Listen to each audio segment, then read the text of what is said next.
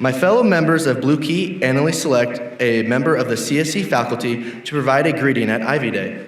Tonight's greeting will be provided by Miss Mary Donahue, a professor of art and department chair who has taught at CSC since 2004.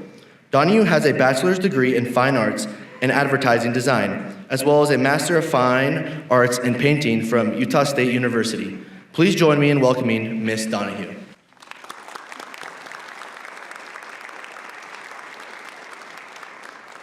Thank you. Hello. Greetings from the faculty greeter. I am honored to speak to our honor students and their family and friends and our CSC colleagues. You are here because something has motivated you to seek education and to do your best. Maybe like me, you are motivated by your family. Or maybe like me, you are a first-generation college student, and you overcame difficulties in your past to arrive here. I know that's true for several. My mother was the youngest of a German farm family in northeast Iowa during the Great Depression. She was a beautiful young woman. She graduated second in her high school class, but she was unable to go to college. By her 20s, she was diagnosed with schizophrenia and spent time in the Iowa State Mental Hospital in 1960. Her disease came and went, and my parents met and married and had me. She was heavily medicated the rest of her life. My father cared for her all those years. When I went off to college to Utah at 18, 1,200 miles away, my dad dropped me off at the college, and later my mom said he went back to the hotel room and cried, as I'm sure many of your parents might have done. During my time in college, my mother wrote me letters every week. She sent me $20 from her grocery money. She was beaming when I graduated from college, and she was proud that she had a daughter who was a college professor. For a while, I was angry at the lost potential of my mother's life. She was so different from other mothers, and honestly, when I was in junior high, I was embarrassed of her. But as we get older, we realize our parents do the best they can, and the sacrifices that they make for us.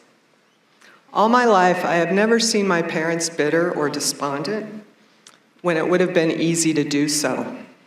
I treasure their beautiful smiles and joy. At the end of my mother's life, she was here in the Crestview Care Center. And during the pandemic, I went every day after school to talk to her through a window. It is from difficulties that we grow, become stronger, and most importantly, empathetic. During this time in your life, you will be hearing lots of advice from graduation speakers, relatives, teachers, friends. So of course I'm going to pile on that bandwagon too. Because you know what? We love you guys and we want the very best for you. Body, mind, and soul. Body. Take care of your body. You are probably in the best shape of your lives right now. Eat your fruits and vegetables, get some protein, and drink water. Not all that other stuff. You know what I'm talking about. Get enough sleep. Science is now finding that our health is very dependent on sleep as much as those other things. And go outside in nature and move your body every day. Our bodies are not meant to be hunched over on screens all the time.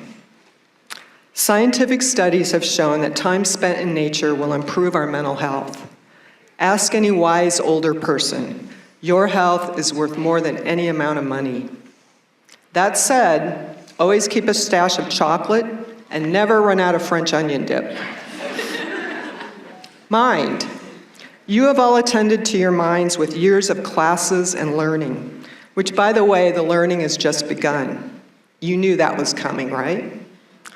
One of my favorite commencement speeches is "This is Water" by David Foster Wallace.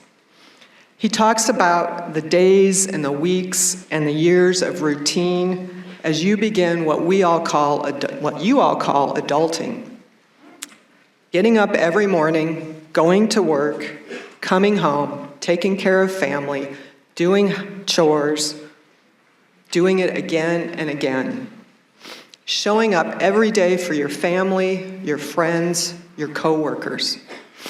How you have to stop at the grocery store and there's a long line and you're tired and you had a bad day and there's other tired, harried people maneuvering their squeaky carts in, quote, hideously lit store infused with soul-killing music. I was there last night. And you could look at all this and become irritated and apathetic and depressed. But David Foster Wallace says, learning how to think really means learning how to exercise control over how and what you think. Instead, you could choose to look at these other people around you, wonder about their lives, realize that maybe they are struggling with something bigger and harder. Maybe they just have had a family member who they lost from cancer, or they are struggling to make ends meet. Or that big slow semi on the highway that you're stuck behind. Maybe it's hauling hay to Sandhills ranchers who just lost everything in the wildfires. As we gain more awareness and knowledge, we start to grasp how much we actually have yet to learn about everything. I hope you will continue to learn the rest of your life. And a tip for job interviews from a recent design conference we attended: don't be interesting, be interested. Be interested in other people. Listen to their stories. You will learn so much. Curiosity, awe, and wonder will keep you happy long after possessions and prestige have failed. And curiosity is the foundation for creativity. Soul. In art appreciation class, we learned that some of the earliest and only evidence that humans existed is their art. A handprint in a cave, a petroglyph of a figure on a canyon wall, or a painted pot shard. Even when humans were struggling to find food and shelter, they made art. That's how vital the creative urge is in all of us. To paraphrase a quote by artist Will Barnett, throughout the ages, humans have conquered tragedy with the ability to create a work of art. I hope you will find some outlet in your life for your creativity. Yes, painting or ceramics or drawing or photography or singing or playing an instrument or acting or cooking, or gardening, writing, scrapbooking, carving wood, training horses, business plans, scientific research, children. Because unfortunately, we will all encounter tragedy and loss in our lives. I lost my mother in 2021, and in the last 3 months, I've lost 2 high school classmates, our good friend who was the mayor of Sturgis, South Dakota, and we have all lost our friend, colleague, and CSC history professor, Tom Smith, all too young. Recently, I was shuffling papers around. If you've seen my office, you know that's a scary thing. This sticker fell out of a stack. I don't know where it came from. I can't remember buying it, but it says, "Later is too late." These sad things we encounter pull mightily at our hearts.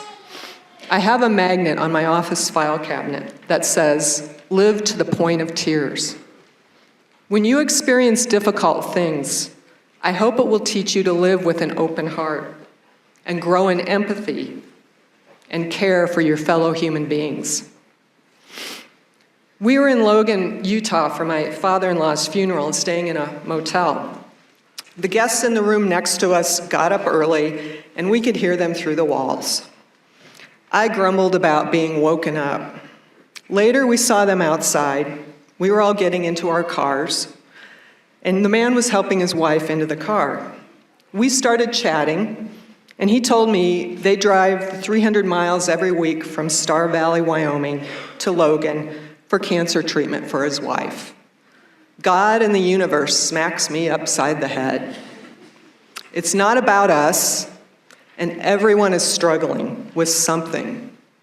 Take the time to listen, to care, and to be kind, always. I guarantee you'll find success that way. I have a confession to make. I read obituaries. Yes, those of loved ones and friends, but also random obituaries of people I don't even know. Often I wish, after reading an obituary, that I had known those details about the person's life, so I could have talked to them about their time in the military, or their travels, or their love of demolition derbies, or baking scotcheroos. If you have grandparents, talk to them now. They were your age. Ask them about their memories. I had no idea that our Tom Smith was a semi-pro rugby player and loved Jackson Browne music. Later is too late. I especially love our Lakota neighbors' life stories and how they have a long list of relatives, friends, and honorary pallbearers. Because honestly, that's the secret. All these friends and family around you and the time you spend with them. All these memories you have made growing up and here at CSC, and memories you will continue to make, that's what really matters. Making real-life connections to other human beings, helping them on their life journey. What can you give to every person you encounter? What can you give to your job, to your coworkers, even if it's just a smile? An obituary is a person's life story. Your life story is the most important work of art you will create. Artist Gerhard Richter says, "Art is the highest form of hope. Fill your life story with curiosity, awe, and wonder, beauty, nature, and making things, and most of all, hope, love, empathy, and memories. So many memories. You are forever in ours."